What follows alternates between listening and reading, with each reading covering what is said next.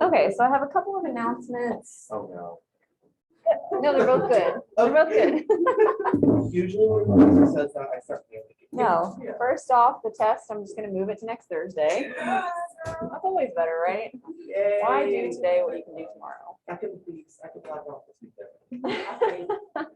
I figure why try to rush through stuff. So the test, instead of Tuesday, it'll be Thursday. Yay.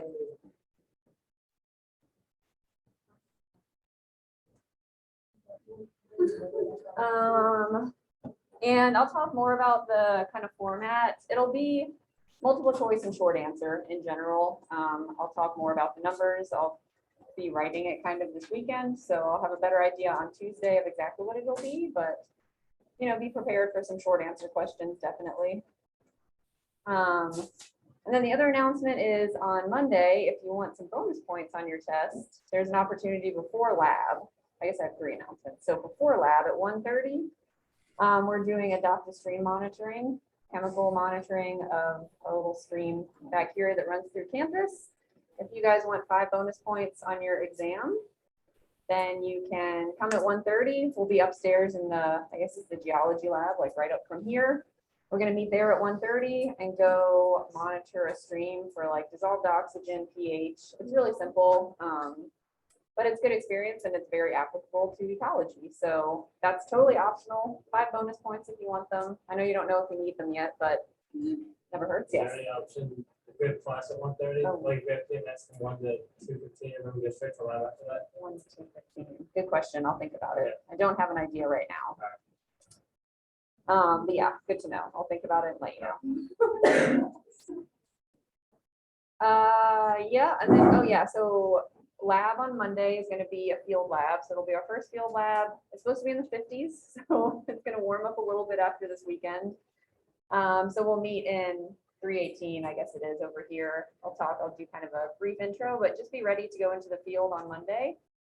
Whether it's cold, I don't think it's supposed to rain, just be prepared. We're going to the area above the soccer field, so nothing like too intense. You might get a little muddy, maybe a little wet, but we'll just be sampling some plant communities out there. Yeah, that's that. And don't forget to turn in, if you haven't already, the lab assignment from last week, that Excel statistics lab assignment. So get that in by the start of lab on Monday.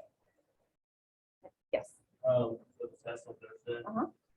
Is the information gonna lead into Tuesday? Like, Well, I don't think I'll get through it all today, so there might be a little bit, but it won't be all of Tuesday. So yeah, that's another good point. It'll be some new information probably on Tuesday, but we'll have plenty of time for review. It'll sort of be a self-directed review. I might show you a few example questions that I might have, but come with questions. Since it's kind of an upper level class, I don't want to do a more formal kind of review. I think you guys are good at studying by this point and kind of know what works for you. I'll have some example questions. I should make a note to myself to make those. But come with questions, stuff you want to go over again, stuff that was kind of confusing. I can go back to the slides. I have some review slides kind of ready from previous classes when I've taught this. So yeah, it'll be sort of a little bit of new information and a lot of review time. And we'll use whatever you guys want on Tuesday of that review time. If we get done early, that's fine. I'm just trying to work with it. We're down. Oh, you want a Kahoot? I could, but it's, yeah, it's a little less, it's just a little more involved, these exams are, so. Any other questions before I get back into this? Okay. So we're talking about adaptations to, I only got into temperature, but general adaptations to organisms in their environment. Got into a little bit of temperature. We'll talk about some specific adaptations today and then get into how organisms adapt to changing levels in water availability as well. So there's these 4 different ways that organisms can, or anything can gain or lose heat. These are going to come back up on the next slide. We're going to talk about what's called the thermal balance in plants and then animals. They're very similar, but we'll have a simple equation using these different aspects of heat. So in order to keep their temperature balanced, we're gonna start with plants, obviously. Plants have to balance the energy they get in with the energy they get or they release. So we have what's called a plant heat budget equation. It's not super exciting, but how we'll write this out. Can everyone see when I write over here? You guys over there, okay? Kind of glary. Want to do it? Let's go over here. It's better. Can you guys see over here? Okay. All right. Let me. Don't forget anything. So when we think of the heat budget, we're going to start with just delta H. So delta means change. So this is change in heat. It can be, the heat can go up, the heat can go down, right? They can gain heat or they can lose heat. So delta H is kind of what we're measuring. And then we have these different inputs and outputs of heat from a plant. So solar radiation, you can see here, solar radiation is always a positive, right? Plants are not giving out solar radiation. So we'll start with SR, solar radiation, it's going in.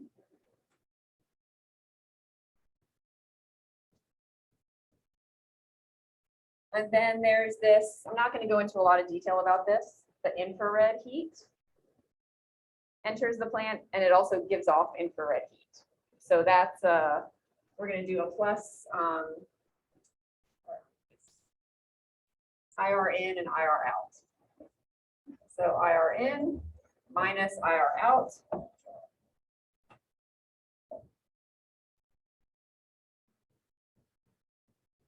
So the plant is gaining heat through infrared radiation coming into the plant. It's giving off infrared radiative heat. So it's losing that, so that's a negative. And then the others, I ran out of space here, so I'm just going to continue down. Let's see, convection and conduction. We're going to separate out into two different variables. And that really depends if they gain or lose heat via conduction and convection. It depends on their environment. Is there wind blowing? Are they near a hot surface? Are they near a cold surface? So for those, we're going to do plus minus. So plus over minus heat of convection. And then plus minus, just because it varies so much, heat of conduction.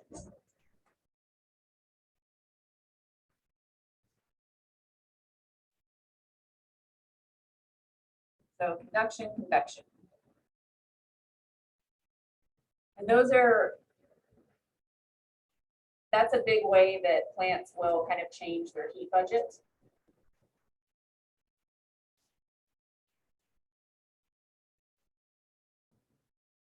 And then they have, so evapotranspiration, are they gaining or losing heat through evapotranspiration?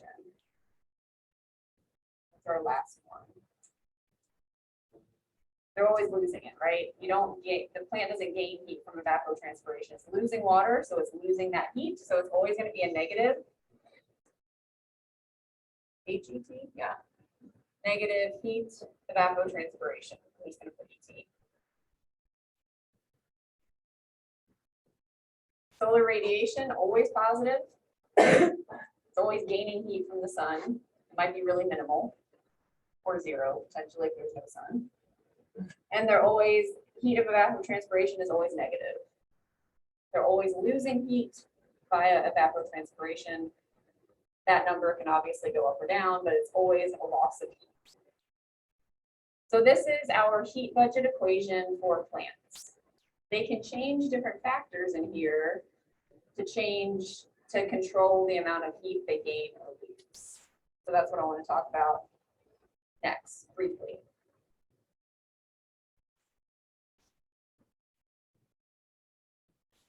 A few examples of how they can change these aspects.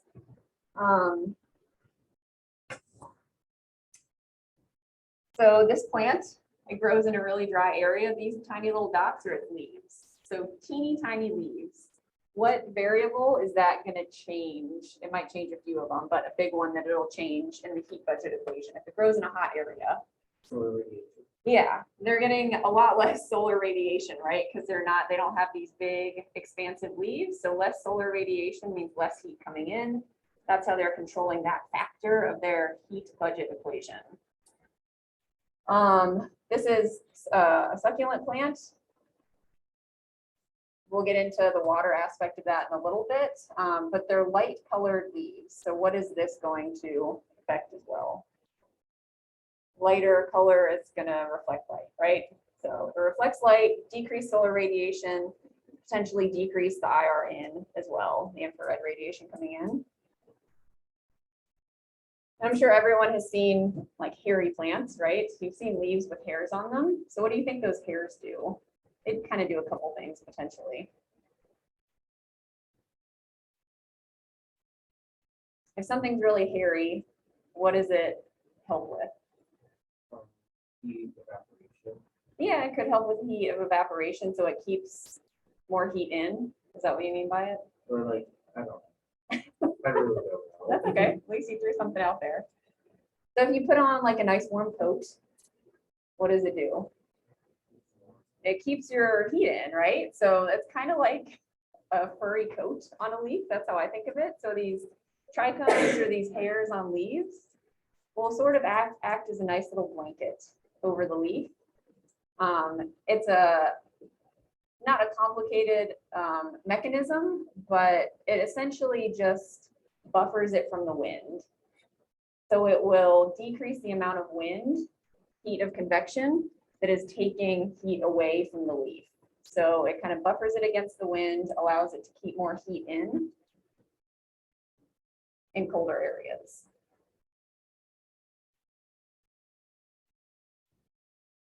They'll also come into play when we talk about water conservation. But for now, the heat aspect, it can affect the heat of convection variable there. Okay, those are just a few examples of plant adaptations. Let's move on to animals. Animals also have to budget their heat, right? They have to control the heat in versus heat out so they don't get overheated. So this was our plant. I'm gonna leave it the same. We're just gonna add, well, we're gonna change one factor. Okay. With animal heat budgets, solar radiation still has an effect, right? Animals living out in nature have solar radiation coming in. It's going to affect their temperature. That's obvious. So we're going to leave SR. IR in and IR out are going to stay the same as well. So we give off infrared heat and we also absorb it, as do all other animals. Convection and conduction stay the same. If you've ever been in a really windy area, it's cooler, right? Wind cools things down. So convection affects animals just like it does plants. Same with conduction, like a lizard on a hot rock is a good way for it to increase its temperature. So all of these stay the same. That's pretty nice. Do animals undergo evapotranspiration? No. Something really similar. So when you sweat, what's happening to your sweat? Similar to evapotranspiration, but only one half of that. Evaporation. Yeah, so transpiration is the plant side of things. Yeah. So instead of ET, we're just going to put evaporation. So we're losing heat. Any animal can lose heat via evaporation. Super simple, tiny change.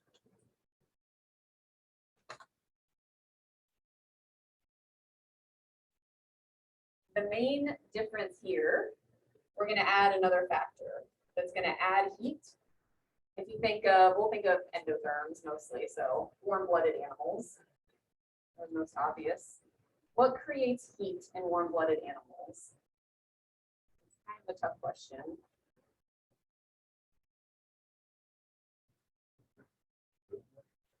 Movement does. Metabolism, yeah.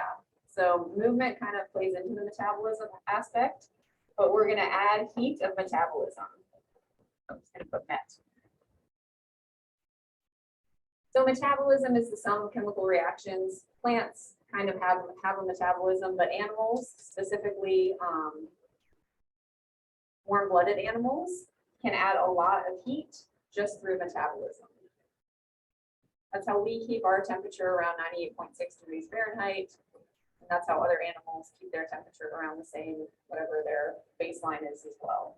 So metabolism is the big new one that we're adding for the animal heat budget equation. But other than that, it's pretty similar to the plants.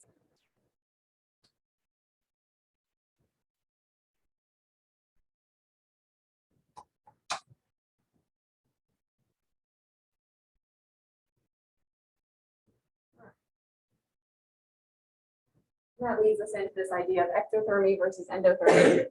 So what are cold-blooded animals, ectotherms or endotherms?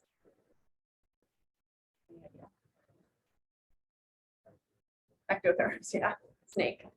So we think of cold-blooded and warm-blooded as kind of the common terms. Technical terms are ectothermy and endothermy. So these are just two different ways that animals can control their thermal balance. Ectothermy is environmental control of the internal body temperature.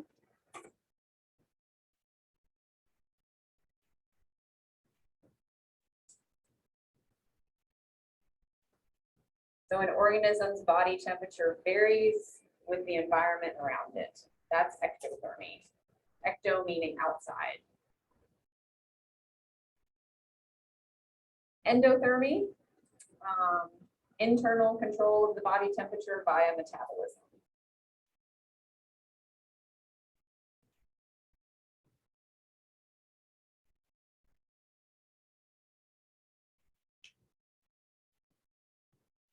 You guys need me to repeat either of those? Okay. Yeah. Okay, ectothermy here. I'll write it out. Are we done with this? You guys done with this? Okay.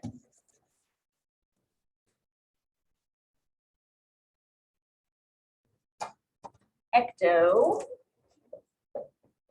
is going to be, we'll say body temp varies with external environment. Snake is a great example of that. When they're cold, they need to warm up, they go in the sun. If they're hot, they get out of the sun. So they just use the ambient temperature around them to control their internal body temperature. They can't on their own. Another marker might be better.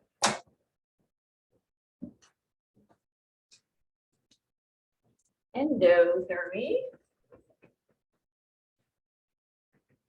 is metabolic control.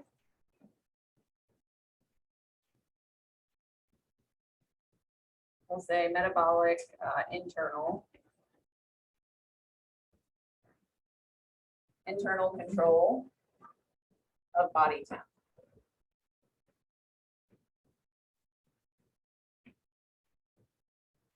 So the endotherm leads and then metabolism control of body heat. And ectotherms, like, why is their metabolism not in the metabolic system, or what's different? It's not due to that body temperature. Good question. The physiology of it, I'm not 100. I don't know for sure. I would guess they just don't have. They have a metabolism. Yeah, so they're building and breaking down molecules. So they have a metabolism, but it doesn't. I guess it's just not as active. You have to have a lot of activity in order to generate heat. So I guess a good way of thinking of that is, does anyone have a snake or like a reptile? Yeah, exactly. How often do they eat? Snakes eat, they vary. In the winter, they eat only that one. That's crazy. Yeah. So they don't need that fuel to fuel their metabolism. If you didn't feed your dog but once a month, it would not be good. He needs all that fuel to fuel the metabolism. Yeah. So in a simple sense, I don't know how to explain it, but yeah, that's a really good question. Okay, so you can see how the body temperature changes, right? So a snake's body temperature changes kind of linearly compared to the ambient temperature. So as the ambient temperature goes up, the snake's body temp goes up. A bobcat or any other endotherm stays very constant. That is endothermy versus ectothermy.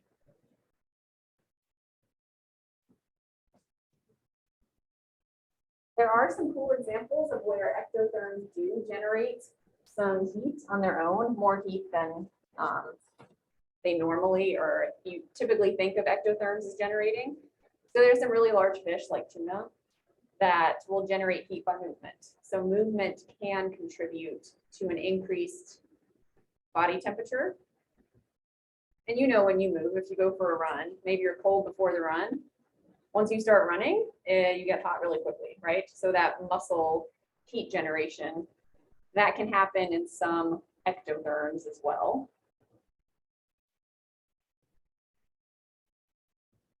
A cool invertebrate example are bees. So what's being shown here, these bees, well, they use heat to warm their colonies a lot of times. So honeybees will do that when it's cold outside. They'll also use it as a defense. So these honeybees, you can't really see this because they've smothered in, but this is a hornet down here. Hornets will kill and attack honeybees. So these honeybees have basically swarmed him and they're vibrating their bodies in order to basically boil him, I guess, like heat him up so much that he dies. So they use their heat as a defense mechanism, which is pretty cool. They also use it, that's how they kill their queen when they. Oh, really? I didn't know that. Cool. They kill the queen. Huh. It's a brutal world. And then a plant example, we don't think of plants as generating heat, but skunk cabbage, which I don't think grows down here. I know it grew up in New York where I used to live, but it'll flower in the snow. So you can see snow around here. It flowers by generating metabolic heat. So it'll actually produce heat within itself, melt the snow around it so it can flower and have the flower exposed to any pollinators that are around in the snow, which is rare. But if it's the only thing that's flowering at that time, it'll attract any pollinators that are out and about as well. That is skunk cabbage, and it smells really stinky like skunk. That's why, like, sometimes. Whoa, They like are fighting so hard to get away. I don't know. I haven't heard that. Their meat is kind of crazy. I don't know. I'll have to look into that. I haven't heard that. Wow. Huh. Fascinating. I guess that's probably it. If they're fighting that hard, generating that much heat. Cool.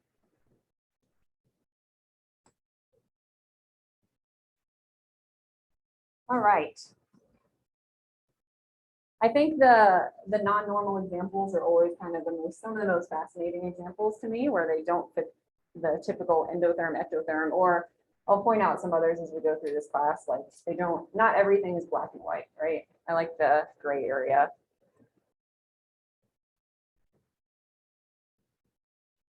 So animals have different ways. We kind of talked about some of them, some of these exceptions, but in a more general sense, animals have different ways they can maintain their body temperature. You can sort of divide it into two basic categories, behavioral and then more morphological, physiological examples. So what I want you guys to do is try to think of ways that animals maintain their body heat. Discuss it with someone around you, 2 or 3 people, that's fine. So come up with at least one way you can think of that animals can either increase or decrease their body temperature using some kind of behavior. And then also an example of something about their bodies. So internal, physiological, maybe morphological, something like that. And we'll come up with a list of those heat strategies. So go ahead and take like 3 to 5 minutes, come up with one example in each of those categories, and we'll come back together and try to go here.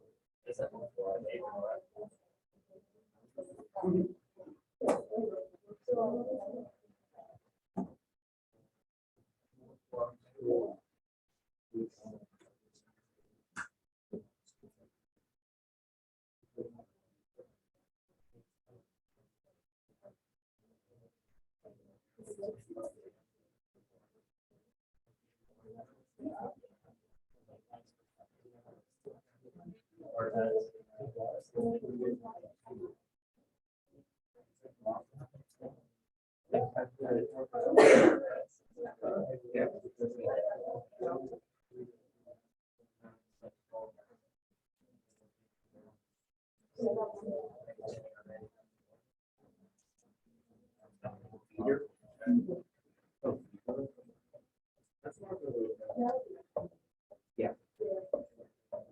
I'll say that's.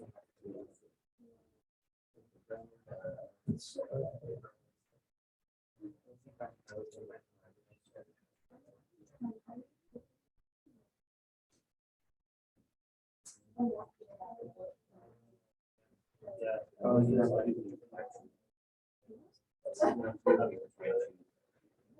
All right, sounds like you guys came up with quite a few, right?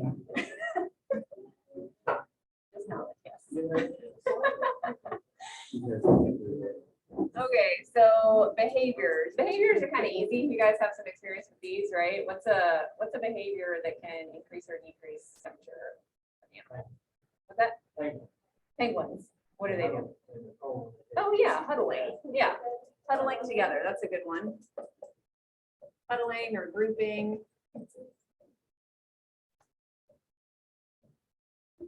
Yeah. Good. What else? Hibernation. Yep. That's kind of falls into both. There's some physiological, but I'll put hibernation here as a behavior. We're going to talk about that on the next slide, I think. Yeah, movement. Yeah, exactly. So movement, like into the sun or out of the sun, right? That's kind of one of the simplest. And many, many, many things do that. Any other behaviors you guys have?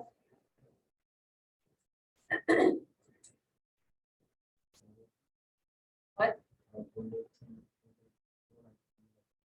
Oh yeah, migration. That's like a huge movement. Yeah, so we'll put migration. Yeah, massive, large scale movements. Good.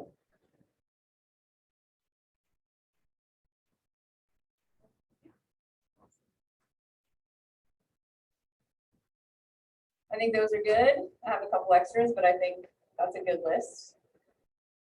Morphological, physiological. This might have been a little tougher. Yeah, shivering. And what's the opposite of that? Sweating. Yeah, shivering, sweating, flash panting, right? So that's a physiological change. So we'll generate heat or get rid of heat by evaporation. What else? Yeah, again. Weight gain, yeah, body size, yeah. We'll put weight change. Like in the winter when you feel like, humans, but feel like you want to eat more, right? You want to gain weight, it keeps you warmer. We talked about bigger body size is basically going to keep an individual organism warmer just due to surface area volume.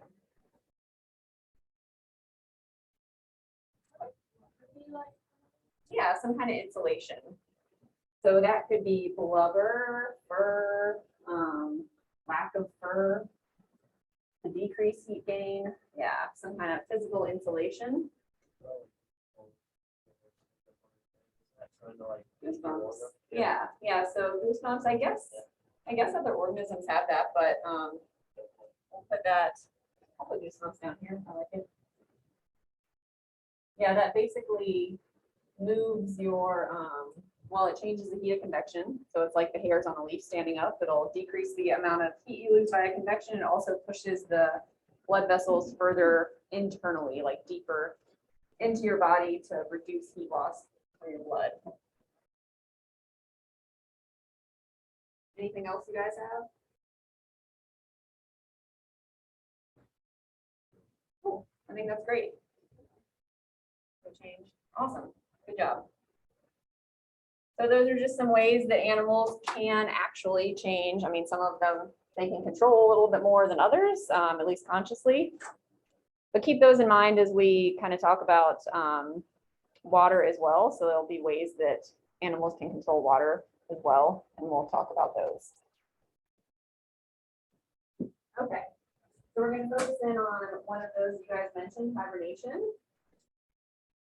Generally, hibernation, you kind of have two different kinds of dormancy. So dormancy is the overall category of this decrease in activity.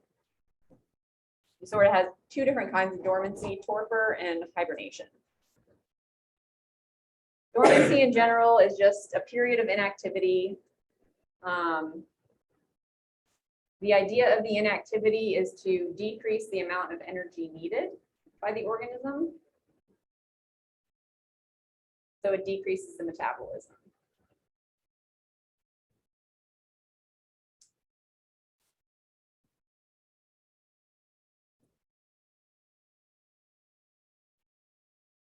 It helps maintain their temperature without needing, like in cold times, needing a ton of extra food to fuel that metabolism. Torpor, I think of as like hibernation light, like diet hibernation. It's just a smaller change in internal temperature. It's not as extreme.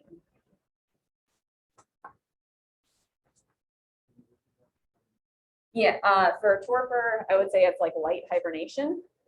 Yeah. A small change in internal temperature.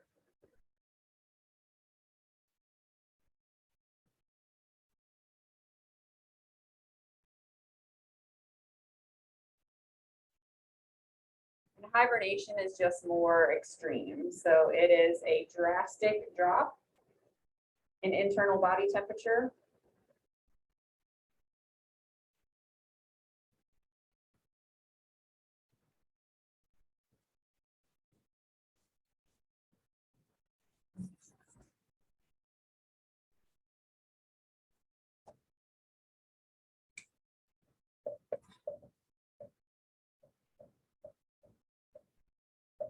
Hibernation typically results in an organism's body temperature being within 10 degrees Celsius of the ambient temperature. So this is technically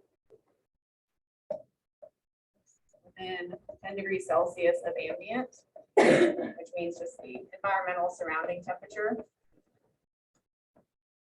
So that can be really cold. Torpor, you don't really get that drastic of a drop.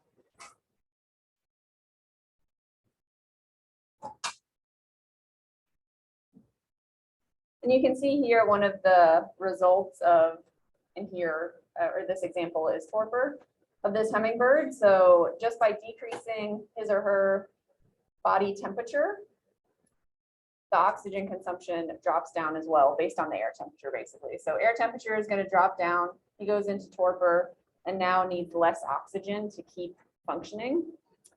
So it just changes the overall metabolic activity. That's all I wanted to say about torpor and hibernation. So yeah, good examples. If it helps you to think of examples, I'm really taking my time here. Torpor, some examples would be birds and rodents do this. Hibernation, what do you think of hibernation? Bears. Bears, other mammals, what else do I have? Snakes, bees.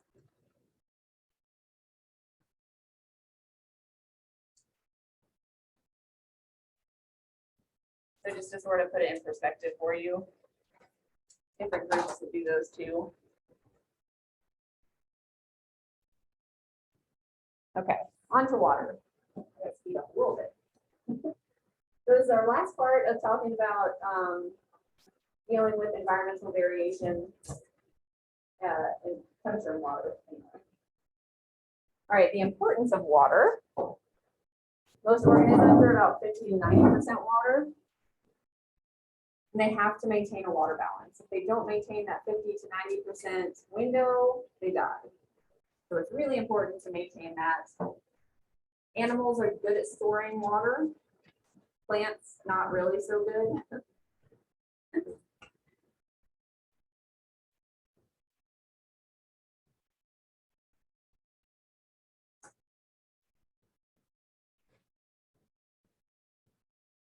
I think we all know that water is important, right?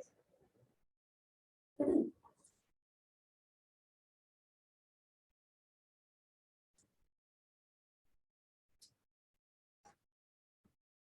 feel like I go over this in almost every single class I teach.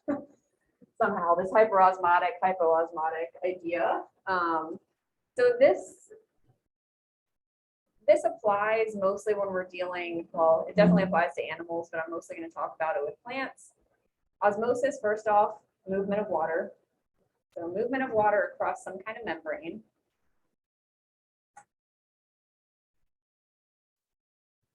So how water moves through a plant, it moves in a very specific way. And it's all based on the relative concentration of how much water there is versus how much salt or solute there is. Do you guys remember? Does this sound familiar? Hyperosmotic, hypoosmotic? Okay, I know like general biology, but you may not have had, oh yeah, anatomy. I just taught it again in AMP 1. I remember it was like hypotonic, hypertonic. Yeah. That's the word. Yes, exactly. Yeah, sorry. That's another way to think of it. Hypertonic, hypotonic. Good, yes. So hyper, we'll say, I'm just going to stick with hyperosmotic, but if you want to say tonic, that's fine. That is the same thing, though, right? Yeah, it's the same thing. Yep, exactly. So hyperosmotic means there is a high concentration. I'm going to put upward arrow, concentration of solute in some solution. So you can think of water with salt dissolved in it. Hyperosmotic means there's a lot of salt in it. Hypo is at the other end. Hypo means low. Hypoosmotic. Low solute concentration. So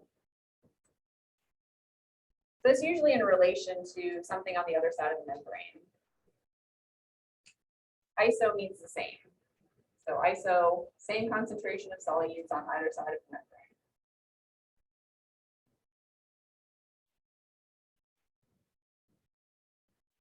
Every organism needs to balance this water to solute concentration in a very specific way. ISO is equal, yeah, exactly.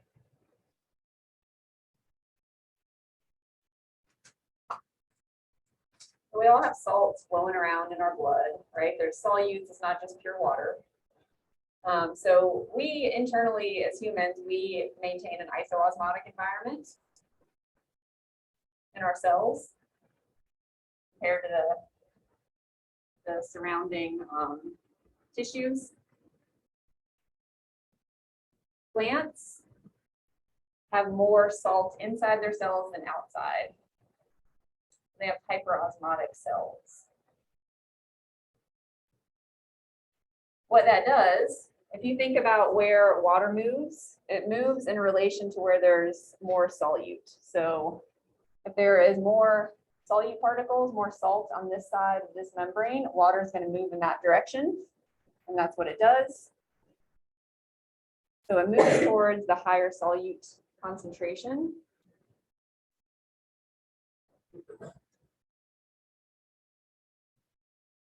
And I'll talk about how that affects plants in just a second. But the take home here, water is moving towards the higher solute concentration. essentially where there's less of itself, less water. Less water, more solute, so that's where water is going to move.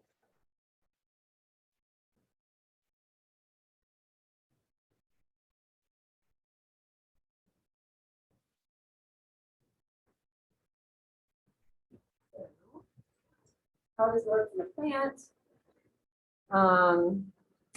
You may or may not know this. Water comes in at the roots of a plant. Plants don't absorb water at their leaves. They absorb water from the soil at their roots. So you can imagine a lot of water down here at their roots, not a lot up in their leaves. So water is going to move to where there's less of itself. It's going to move towards a lower water concentration. So it'll be pulled up the plant just by natural osmosis. There's no active pumping of water in most plants. So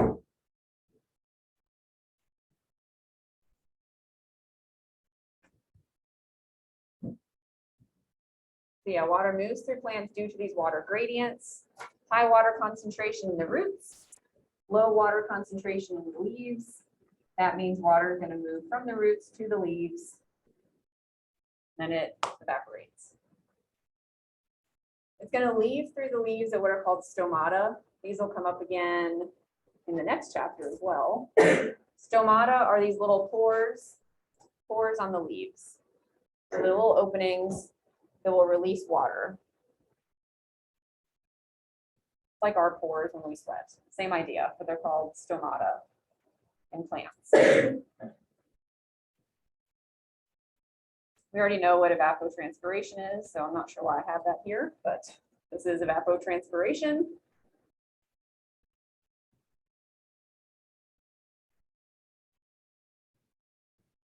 Questions about that? General movement of water, roots up to the upper reaches.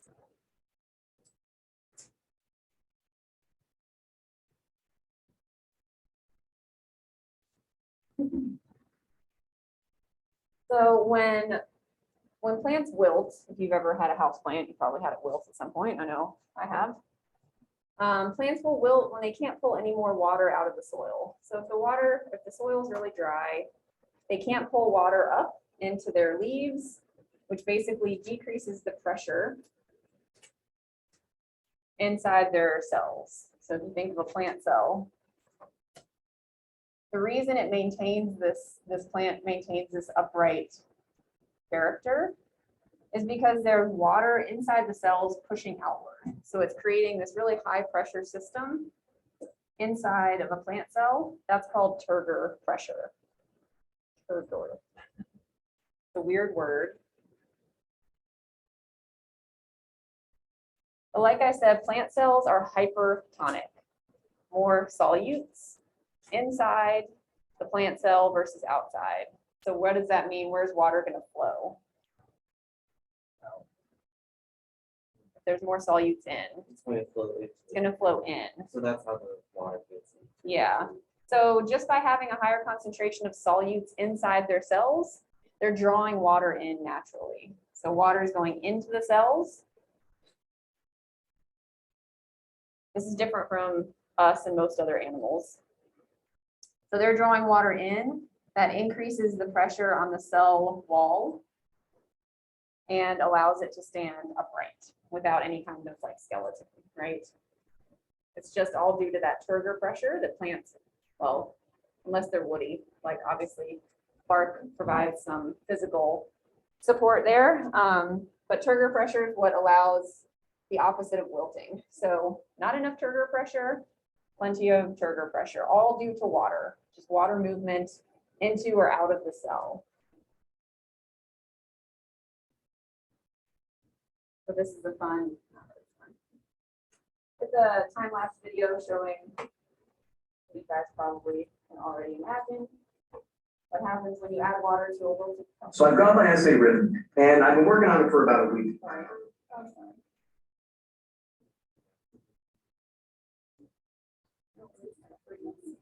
don't think there's any sound with this. Only good way. Didn't this happen last time here? It like comes up.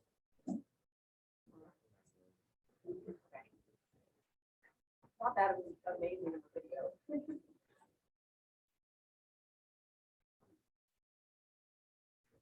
Okay, well, plants wilt. If you add water to this, if you want to watch this later, it's just a time-lapse video of the plant re-expanding. That's just it carrying water from the roots up into the leaves and creating this turgor pressure, which pushes out on the cells, which allows the upright character. Okay. Plants can adjust to this limited, if they have limited water, they can make certain adjustments. So I'm going to describe kind of what each of these are, mostly with examples. So I'll start with osmotic adjustment. Osmotic adjustment just means changing the concentration of that solute concentration. So if they need more water, they need to pull more water out of the soil. And they want to change the amount of solute they have in their roots. Would they increase the amount of solute in their roots or decrease it to pull more water in? Increase, yeah. So if they can move solutes down to their roots, if they need more water, and that will naturally pull more water into the plant. So that's an example of osmotic adjustment. That's really the only one I'm going to cover. They can change their solute concentration.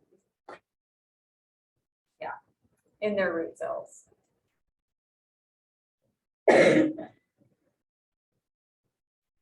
Leaf adjustment sort of has a lot to do with heat that's coming in. So if they decrease the amount, this is where heat and water sort of interact. They decrease the amount of heat they're dealing with.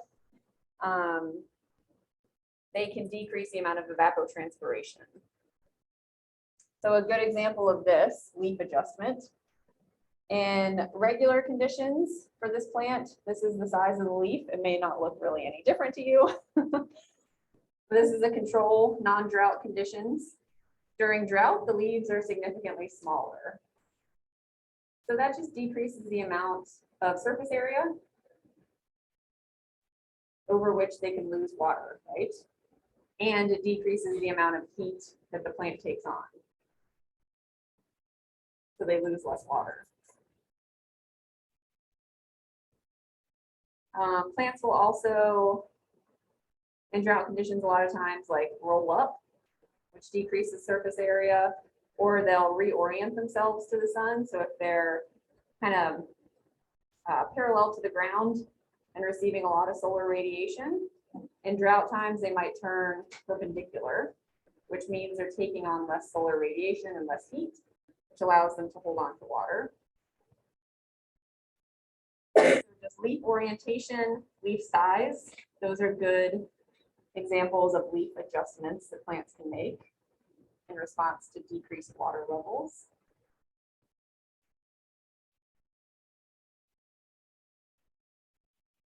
And then anatomical adaptations. The one I really want to focus on here is this graph. I'm not going to talk about the two pictures right now.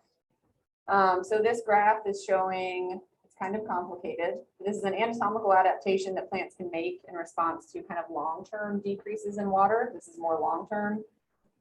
On the y-axis, we have root to shoot ratio. That just means how much energy is put into the roots, how big are they, versus how big are the shoots above ground, the trunk or the stem of the plant. And then on the x-axis, average precipitation over a year. If we look at dry areas, so not a lot of rain, we're on this end of the x-axis, pretty dry areas, you have a high root to shoot ratio. That means you have a lot of root compared to how much shoot. So you have more below ground, more energy put into developing below ground structures, which will spread out and collect as much water as possible, right? There's not a whole lot of water, so spreading out the roots is going to be really beneficial compared to growing higher. Once you get into wetter areas, that ratio goes down. It's not as important to get water because there's plenty of it, so they don't need to put as much energy into the roots. Now they can put it into the shoots, get more sunlight, photosynthesize more, etc. So root to shoot ratio has been shown time and again to change based on annual precipitation. Questions about any of those?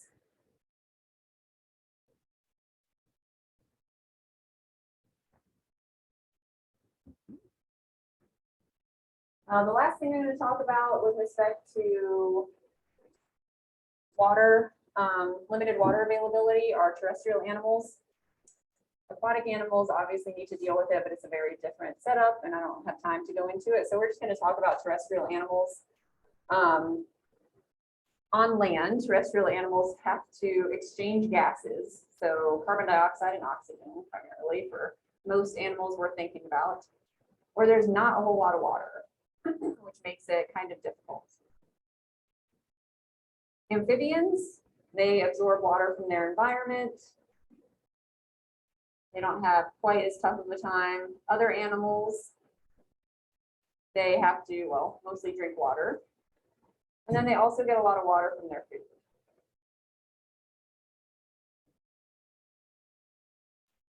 So from an evolutionary standpoint, life adapted in water and has since moved to a terrestrial environment. So dealing with this really low water environment is harder than we give it credit for, considering we're terrestrial animals. So there's a lot of adaptations to increase the uptake or decrease the loss of water.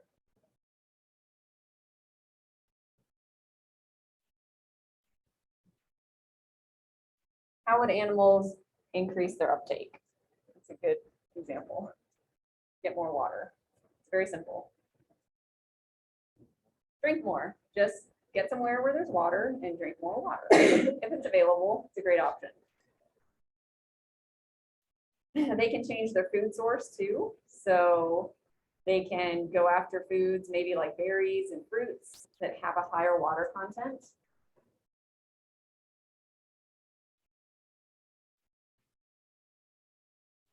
So to decrease loss, how can they decrease the loss of water?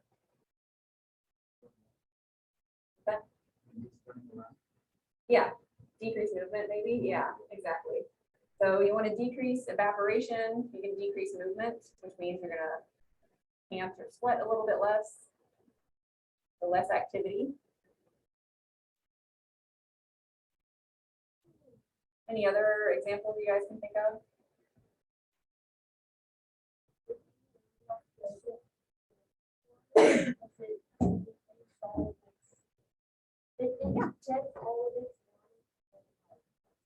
Yeah, that's, did you look at the slides? That's crazy. You're going to be blown away. I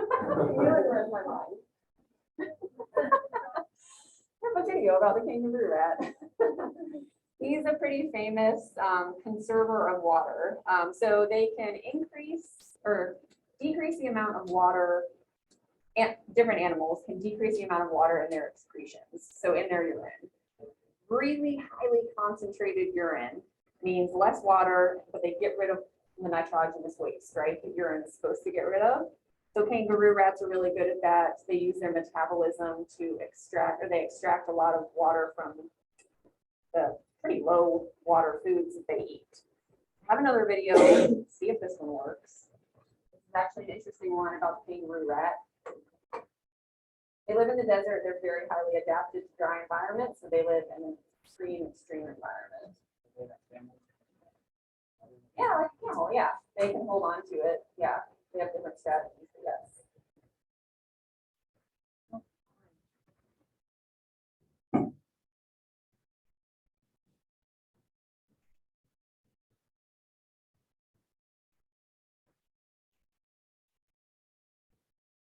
In USA, researcher Dylan Tennant is studying the master of desert survival, the kangaroo rat.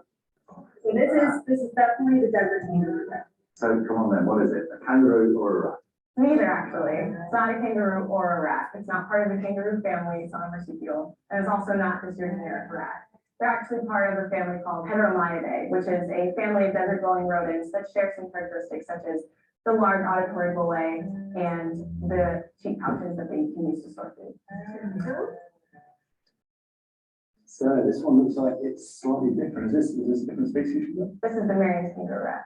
These are a little bit smaller and they're a little bit darker in color. But what's really cool about them is that they're a lot more adapted to all the deserts. They're found in the Chihuahuan Desert, the Sonora Desert, and this desert. So let's talk about those adaptations to the desert then. I mean, what's so special about the things that make them thrive in these hot, arid environments? One of the first ones is that they actually don't have to drink water very often. They get a lot of the water they need from the seeds they eat. They're really specialized to retaining water. So they have actually a really cool kidney. They have a really long loop of henle, which is something that all our kidneys have. But the kangaroo rat has one of the longest loop of henles. And this is the area in the kidney that's responsible for water reabsorption. So they're not letting any drop go to waste. So physiologically, obviously, they've got some amazing adaptations. What about kind of behavior? What they've done is they've adapted their lifestyle to be nocturnal and be only active at night. And also to burrow during the day, that way they have somewhere cool, underground, that's not going to be exposed to the sun to spend the hot hours of the day.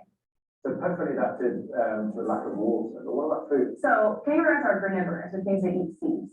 And they have these cheek pouches right on the side of their mouth. And that's a way where while they're foraging, they can eat some, but also store some. So they can fill those full of seeds, take them back to their burrow. And that's really important for the desert because it's always good to be able to get through a certain dry area and have food kind of on reserve and further ready. They're the perfect desert animal, in my opinion.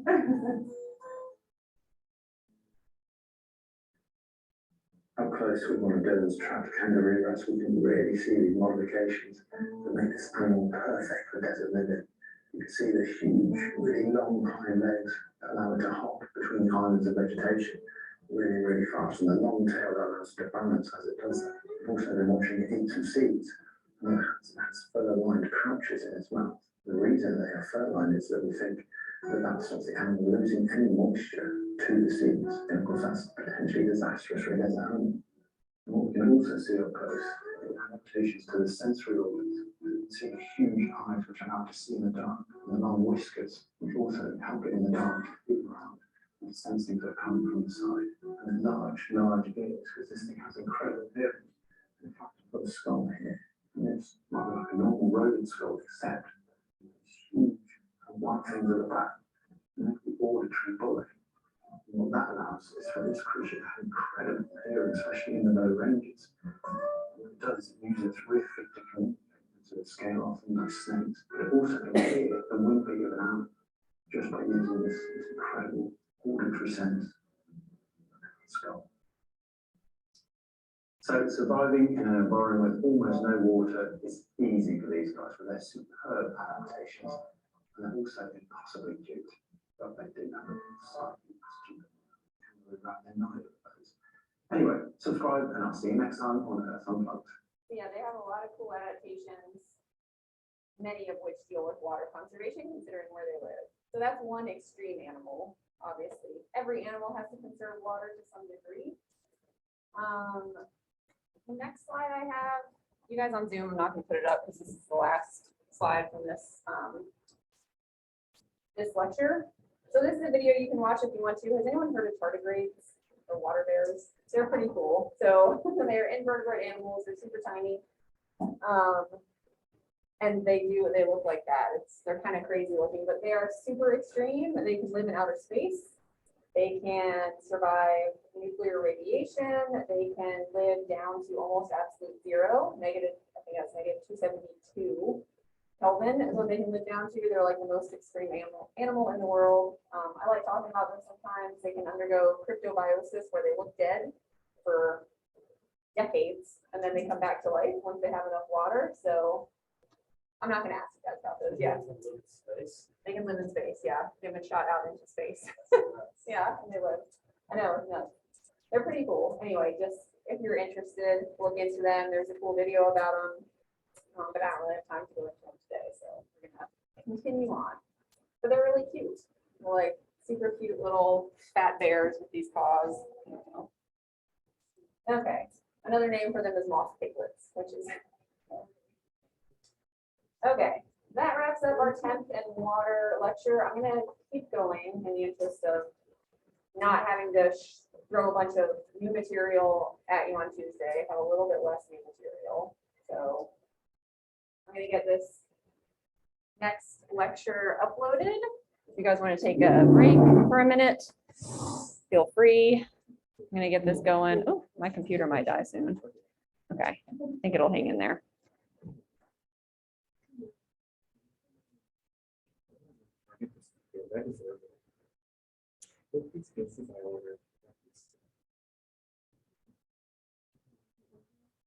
All right.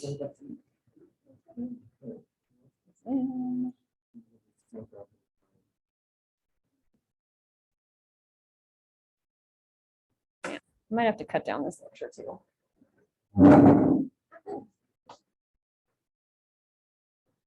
Okay, so our next and last topic on this exam is energy. So we talked about environmental variation regarding temperature and water. Now we're talking about energy. Sorry, that wasn't a very long break. If you need to get up, feel free. Well, we're dealing with, obviously, organisms deal with changes in energy availability. We're going to talk about that aspect, mostly again dealing with plants. So don't be scared. We're going to talk about photosynthesis, if that sounds familiar or frightening. We're going to talk about the basics of that again, after I talk about some general info here. So if we think about sources of energy for animals, we can divide it into two very broad categories: sunlight and everything else. So sunlight or chemical energy. Organisms that use sunlight for their energy are autotrophs, plants, basically. Anything that uses chemical energy is a heterotroph. That's how we get our energy. And this works by just breaking down bonds in food. So by breaking down, say, a piece of bread, breaking all those bonds, that releases energy. That's how we get our energy. That's chemical energy.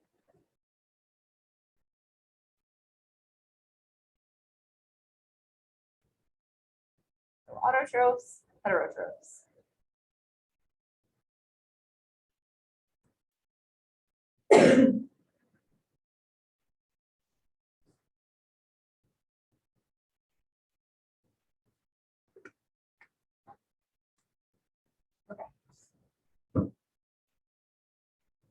Heterotrophs, I'm going to spend very little time on right now. We'll spend a lot of time on them as we move on in the semester in different ways.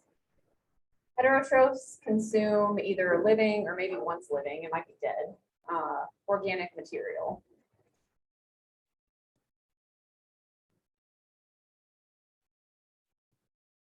I mentioned there's always trade-offs. So with heterotrophs, the big trade-off here is quantity versus quality.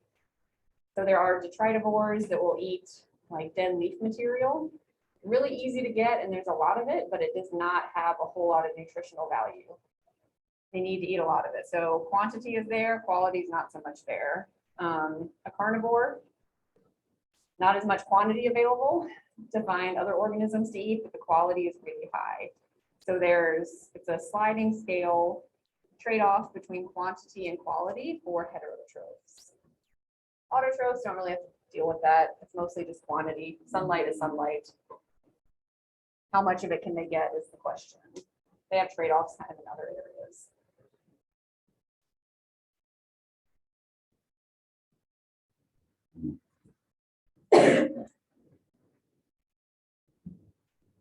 These are the main categories of heterotrophs. We'll get into these again as we get into some like interactions among organisms. Herbivores eat plants, carnivores eat meat, other animals. Omnivores eat both. If you need me to re-say any of this, feel free to ask. I think most people have heard these terms before. So herbivores, carnivores, omnivores, you should be familiar with. Detritivores, those are the organisms I just mentioned that eat dead material, dead organic material. Eat dead animals, like a vulture, turkey vulture eats dead animals, it's a detritivore. And then there's decomposers that basically break down dead material a different way. What's that? Like what? Bacteria, yeah. Bacteria, these fungi, good decomposers. Yes, bacteria are excellent and abundant decomposers.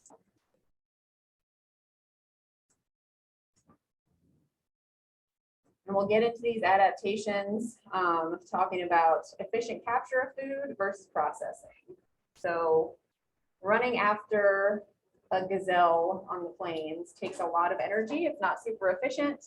And processing can be as high quality, but processing can be difficult as well. So there's all these adaptations to increase efficiency and increase efficiency of capture and increase efficiency of processing.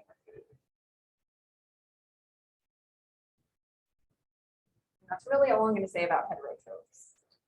The rest of this is going to be focused on the base layer of our trophic pyramid, the plants, the autotrophs. Oh wait, maybe I have, yeah, autotrophs. Okay, I want to have maybe one more slide. So now we're focusing on autotrophs, photosynthesis, all of that good stuff. The Calvin cycle probably really scares you. Is anyone in biochem? Okay. I don't know if she talks about the Calvin cycle. I'm not sure if she goes into plant stuff, but you'll at least do the other cycle, the Krebs cycle. I'm pretty sure. So with autotrophs, I'm going to simplify photosynthesis down to what you need to know in here, kind of the real basics. We're not going to go through the whole process. Autotrophs are using energy from sunlight, primarily sunlight, I should say.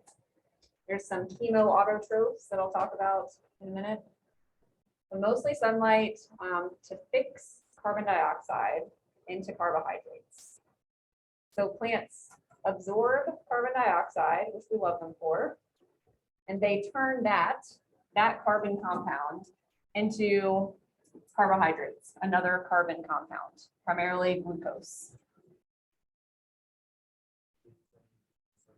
They use energy from the sun to power that. So energy from the sun powers the Calvin cycle. Yep. And the Calvin cycle is where you get that CO2 coming in, does a bunch of complicated stuff, and pumps out glucose, which they then use for energy. We use glucose for energy, but we just can't make our own. We have to eat glucose from elsewhere, right? They can make their own glucose, which is pretty awesome.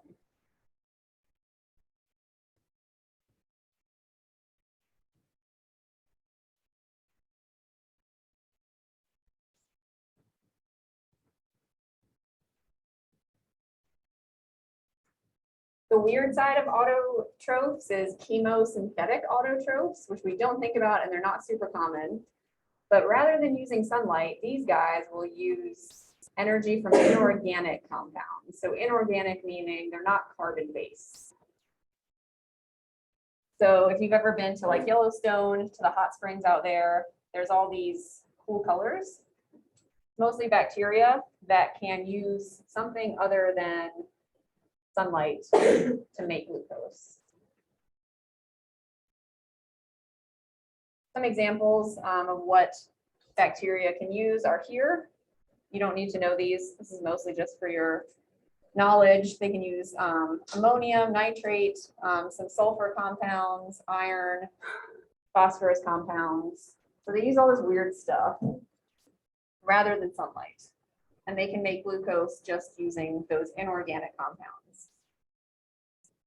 I want you to know this type of autotrophy exists, but I'm not going to go into really any more detail about it because it's really fairly uncommon compared to photoautotrophs. Okay, a few more minutes, we'll keep going. So photoautotrophs use photosynthesis. Photo meaning light. They're using sunlight. I already said I pretty much I said all of this. Photosynthesis is just the biochemical process that allows for the absorption of sunlight and CO2 to be converted into carbohydrates.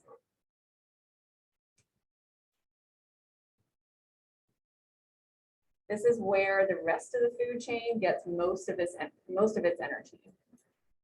You eat plants, you eat things that eat plants. So it just, all of this energy that's absorbed by plants gets transferred up the trophic chain, food chain.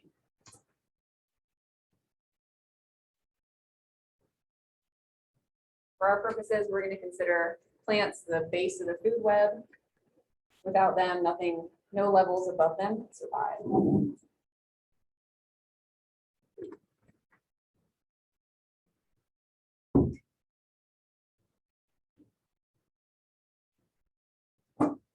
Right.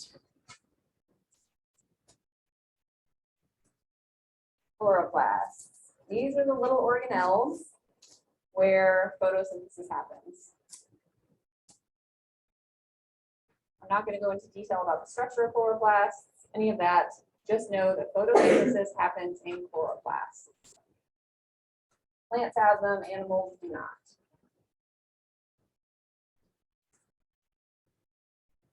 And then we'll stop there. I'm going to get into the main kind of photosynthesis, what it involves, and then some alternate ways that plants can do photosynthesis, and that'll wrap up the material.